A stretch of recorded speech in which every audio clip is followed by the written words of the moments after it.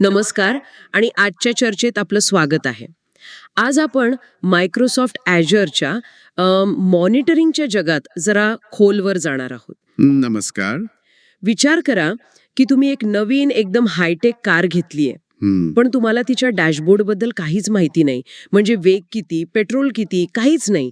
आज आपण तोच डॅशबोर्ड सोप्या भाषेत समजून घेणार आहोत. आणि हे उदाहरण अगदी योग्य आहे, कारण मॉनिटरिंगची गरज का आहे हा पहिला प्रश्न असतो. बरोबर. तर जसं तुम्ही म्हणालात, कारच्या डॅशबोर्ड प्रमाणेच तुम्हाला गाडीचा वेग, पेट्रोल, इंजिनचं तापमान हे सगळं माहीत असणं गरजेचं आहे, नाही का? हो, नाहीतर गाडी कधी रस्त्यात बंद पडेल सांगता येत नाही. अगदी तसंच. तुमच्या क्लाउड ॲप्लिकेशनसाठीही हे तितकंच महत्त्वाचं आहे. तर आज आपण ॲझरच्या त्या आवश्यक डॅशबोर्ड लाईट्सबद्दल बोलणार आहोत, जी तुम्हाला तुमच्या सिस्टमबद्दल सगळं काही सांगतात. उत्तम. चला तर मग पहिल्या टूलने सुरुवात करूया. ॲझर ॲडवायझर. याला तुमचा व्यक्तिगत आणि महत्त्वाचं म्हणजे मोफत क्लाउड सल्लागार समजू शकतो का आपण? हो, नक्कीच. तो तुमच्या ॲझर सेटअपवर सतत नजर ठेवतो आणि तुम्हाला सुधारणा करण्यासाठी टिप्स देतो. म्हणजे जसं एखादा मित्र आपल्याला सांगतो की अरे तू चहावर खूप जास्त खर्च करत आहेस, तो कमी कर, तसंच काहीसं. हा, अगदी तसंच.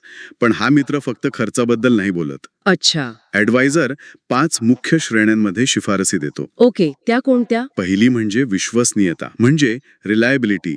तुमची महत्वाची ॲप्लिकेशन्स नेहमी चालू राहावीत यासाठी. महत्वाचं आहे. दुसरी सुरक्षा, सिक्युरिटी, म्हणजे धोके आणि त्रुटी शोधण्यासाठी, ज्यामुळे तुमची सिस्टीम हॅक होऊ शकते. ठीक आहे. तिसरी कार्यक्षमता, परफॉर्मन्स, तुमच्या ॲप्लिकेशन्सचा वेग वाढवण्यासाठी. चौथी आहे कार्यप्रणालीतील उत्कृष्टता, म्हणजे ऑपरेशनल एक्सलन्स. आणि पाचवी अर्थातच खर्च, कॉस्ट. वा, म्हणजे हे तर आपल्या पूर्ण बॉडी चेकअप सारखं झालं. फक्त एका गोष्टीवर नाही, तर सगळ्याच महत्वाच्या बाबींवर लक्ष ठेवलं जात आहे. अगदी बरोबर. आणि इथे एक गोष्ट लक्षात घेण्यासारखी आहे. कोणती? हे फक्त समस्या सोडवण्यासाठी नाहीये, मग? तर समस्या येण्यापूर्वीच काळजी घेण्यासाठी आहे. म्हणजे एक प्रकारे प्रतिबंधात्मक उपाय. यामुळे तुमचा पैसा वाचतो, तुमची सिस्टीम सुरक्षित राहते आणि सगळ्यात महत्त्वाचं, तुमचे ग्राहक आनंदी राहतात. ठीक आहे, म्हणजे ॲडवायझर तर आपल्या स्वतःच्या सेटअपवर लक्ष ठेवतो, पण खुद्द ॲझरचं काय? म्हणजे जर ॲझरची सिस्टीम बंद पडली तर?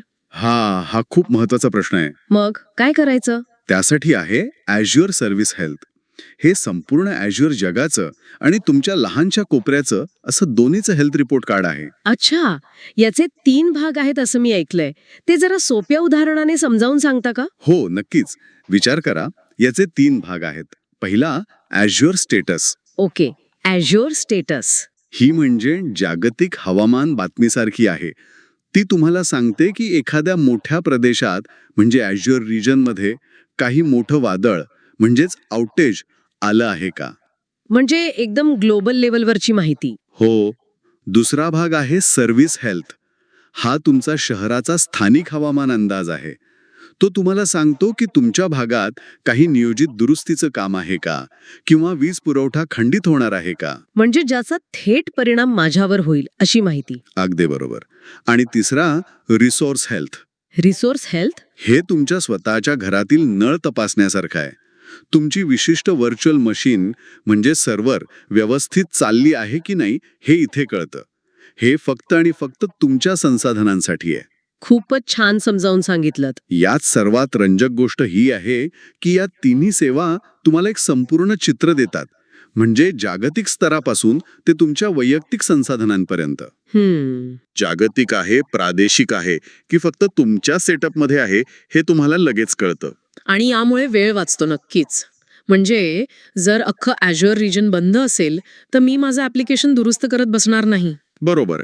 आणि यात जुना डेटाही साठवला जातो, त्यामुळे तुम्हाला समस्यांचा ट्रेंड ओळखता येतो. म्हणजे दर महिन्याच्या 15 तारखेला काहीतरी गडबड होते का हे पण कळू शकतं. वा, हे खूपच उपयुक्त आहे. चला आता आपण बोलूया ॲझर मॉनिटर बद्दल. याला मी एक मास्टर डिटेक्टिव्ह, म्हणजे एक हुशार गुप्तहेर असं म्हटलं तर चालेल का? हो, नक्कीच चालेल, कारण तो तसंच काम करतो. सर्व पुरावे गोळा करतो. अच्छा. हो. ही एक अशी प्रणाली आहे जी तुमच्या ॲझरमधून, तुमच्या ऑफिसमधल्या सर्व्हरमधून आणि अगदी दुसऱ्या क्लाउड कंपन्यांच्या सिस्टीममधूनही डेटा गोळा करते. अरे वा, म्हणजे फक्त ॲझर नाही. आणि तो फक्त डेटा गोळा करत नाही, तर त्याचं विश्लेषण करतो, तो डेटा दाखवतो आणि त्यावर कारवाई सुद्धा करतो. छान. मग या गुप्तहेराची कार्यपद्धत कशी आहे? तो पुरावे कसे गोळा करतो? तर बघा, हा गुप्तहेर गुन्ह्याच्या ठिकाणाहून म्हणजे तुमच्या ॲप्लिकेशन सिस्टममधून फिंगरप्रिंट्स, साक्षीदारांचे जबाब, CCTV फुटेजसारखा सर्व डेटा गोळा करतो. ठीक आहे, मग त्या डेटाचं काय करतो? हे सर्व पुरावे तो एका मध्यवर्ती लॉकरमध्ये ठेवतो. म्हणजे लॉग्स आणि मेट्रिक्ससाठी वेगवेगळे रिपॉझिटरीज असतात. आणि मग डेटा वापरला कसा जातो? आता गुप्तहेर या पुराव्यांचं विश्लेषण करतो. तुम्ही डॅशबोर्ड बनवू शकता, जे गुन्ह्याचा तपास करणाऱ्या बोर्डसारखं दिसेल, किंवा अलर्ट्स मिळवू शकता. अलर्ट्स म्हणजे जसं नवीन पुरावा सापडल्यावर फोन येतो तसं? अगदी तसंच. किंवा तुम्ही स्वयंचलित कारवाई सुद्धा करू शकता, जसं की आपोआप इमारत लॉक करणे. हे खूपच रंजक आहे. मग याच्यात अजून काही उपटूल्स आहेत का? हो, आहेत ना.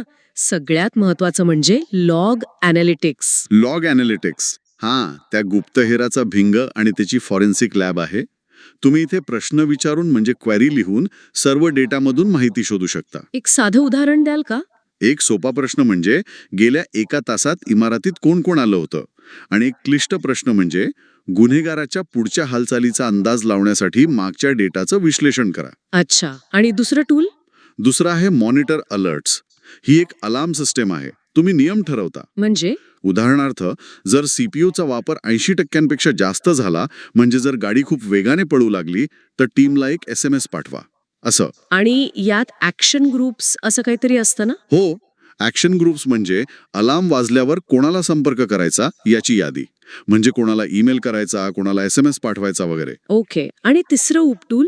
तिसरं आणि खूपच शक्तिशाली ते आहे ॲप्लिकेशन इन्साइट्स. Application insights. हो, हे म्हणजे तुमच्या ॲप्लिकेशनवर एक GPS ट्रॅकर लावण्यासारखं आहे. GPS tracker? हो, ते सर्व गोष्टींवर लक्ष ठेवतं.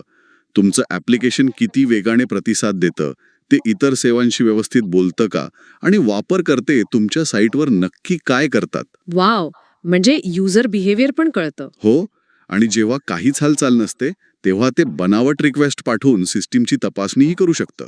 कमाल आहे. हो, त्यामुळे तुमची सिस्टीम 24 तास निरोगी आहे की नाही हे कळतं. तर आज आपण 3 मुख्य टूल्स पाहिली. ॲडवायझर, जो आपला वैयक्तिक सल्लागार आहे. बरोबर. सर्व्हिस हेल्थ, जे ॲझ्युअरचा आरोग्य अहवाल कार्ड आहे. हो, आणि मॉनिटर, जो एक हुशार गुप्तहेर आहे. याचा अर्थ असा की ॲझ्युअर आपल्याला फक्त सिस्टीम चालवण्यासाठीच नाही, तर ती समजून घेण्यासाठी, सुधारण्यासाठी आणि निरोगी ठेवण्यासाठी आवश्यक असलेली सर्व साधनं देतं. अगदी बरोबर. आणि जाता जाता ऐकणाऱ्यांसाठी एक विचार सोडून जातो. नक्कीच. आपण सिस्टीमच्या आरोग्य आणि कार्यक्षमतेवर लक्ष ठेवण्याबद्दल बोललो, पण यामुळे एक महत्त्वाचा प्रश्न निर्माण होतो. कोणता? जशी ही मॉनिटरिंग टूल्स अधिक हुशार आणि स्वयंचलित होत आहेत, तसतसं मानवी ऑपरेटरची भविष्यातील भूमिका काय असेल? चांगला मुद्दा आहे. त्यांचं काम समस्या सोडवण्यापेक्षा सिस्टीमला चांगलं काय आहे हे शिकवणं आणि स्वतःचं व्यवस्थापन करण्यासाठी नियम तयार करून देण्यापुरतं मर्यादित राहील का? यावर नक्की विचार करण्यासारखं आहे.